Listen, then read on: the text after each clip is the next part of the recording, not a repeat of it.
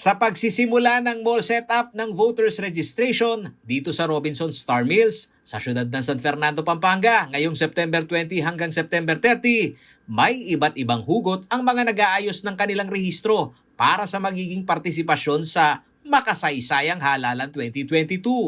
Ang ilan, babawi umano sa pinagkatiwalaang politiko na binoto na napako ang pangako. Katulad na lamang ni Jackie Lou Anisete. Yeah, sa totoo lang ha, last year, bumoto ako ng, parang panatiko ako. Pero eventually na-disappoint din ako eh.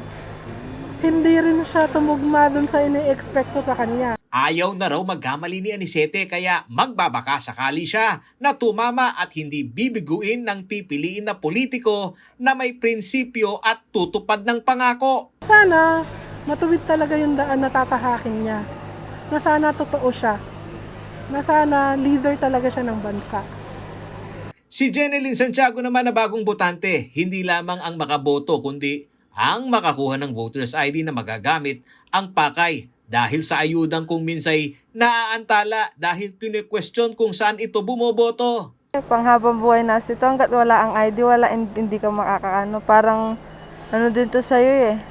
Mas maganda kasi may bumoboto ka eh. Kasi alam nila taga dito ka. Sa iba't ibang dahilan ng mga porsigidong maayos ang rehistro para makapag-participate sa halalan 2022, ayon kay Attorney Elmo Duque, ang Assistant Regional Director ng COMELEC Region 3, nagdagdag na sila ng 130 kawani sa buong rehiyon upang hindi na maantala ang voters registration at maging ang paghain ng Certificate of Candidacy sa October 1 hanggang October 8. We disinfect our offices and we have marshals na nakapaligid doon sa tinatawag natin na registration center. Kaya nga sinabi ko kanina, we have actually recruited 130 casuals para lang tumulong dito sa pagsasaayos. Sinabi ni Atty. Duque na walang lockdown na mangyayari kahit na may magpositibo sa mga COMELEC officers. Ang Provincial COMELEC officer ay may opsyon na magtalaga ng satellite district sakaling mangyari ito. At may gaganap na karelyebo ng COMELEC officer na sa ulado ang proseso pati na ang filing ng COCs. Meron tayong mga jurisdictions na may 3, may 2 EA na senior EAs na yan, marami ng karanasan yan.